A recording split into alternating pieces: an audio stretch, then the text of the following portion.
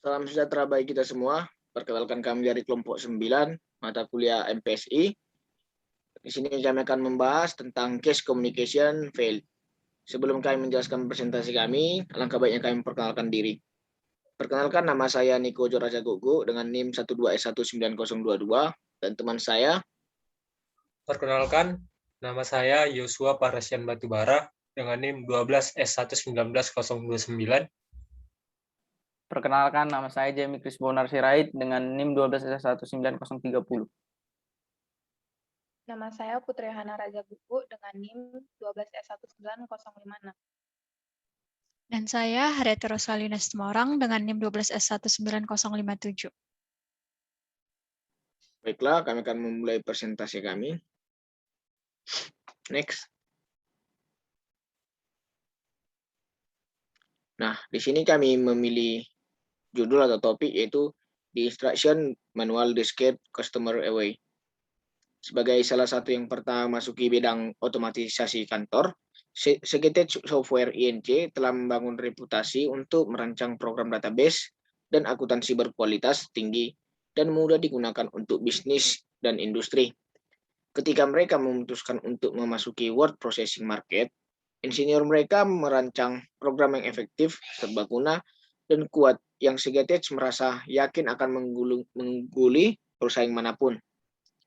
Untuk memastikan bahwa new word processing program mereka didokumentasikan secara akurat, Segetet meminta senior program designer untuk mengawasi instruction manual. Hasilnya adalah deskripsi menyeluruh, akurat, dan tepat dari setiap detail operasi program. Untuk penjelasan selanjutnya akan dijelaskan oleh teman saya.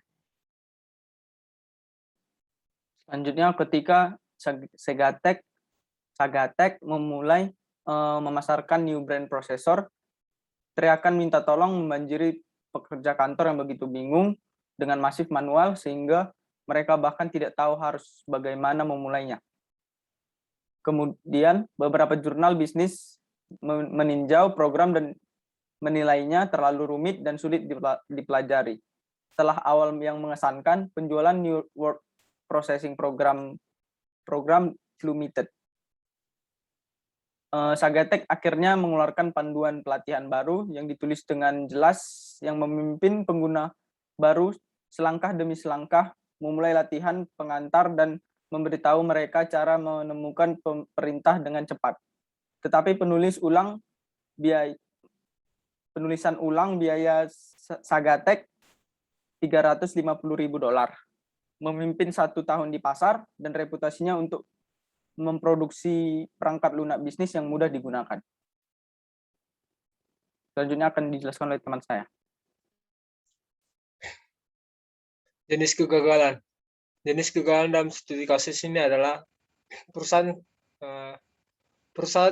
Sagetik ini tidak memikirkan jangka panjang untuk memasarkan word processor baru mereka, yang dimana mereka merancang hanya manual saja, sehingga ketika masalah mulai datang, mereka tidak mengerti mengatasinya.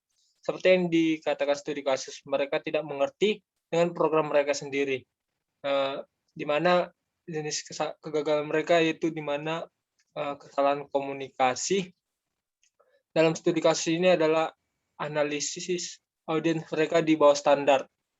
Yang kedua, Sagatek Software gagal memahami bahwa audiens mereka memiliki tingkat pemahaman yang berbeda. Ini dikarenakan penggunaan bahasa yang rumit. Selain itu, isi manual tidak terorganisir dengan baik dan terlalu detail. Oleh karena itu, instruksi manual sulit dipahami dan tidak sesuai untuk target audiens.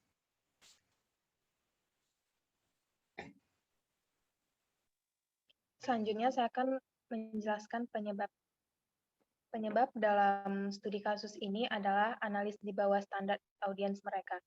Sagatek Software Inc. gagal memahami bahwa audiens mereka memiliki tingkat pemahaman yang berbeda. Selain itu, konten manual tidak terorganisir dengan baik, dan itu terlalu rinci. Oleh karena itu, instruksional manual sulit dipahami dan tidak sesuai untuk audiens targetnya. Selanjutnya akan dijelaskan oleh rekan saya.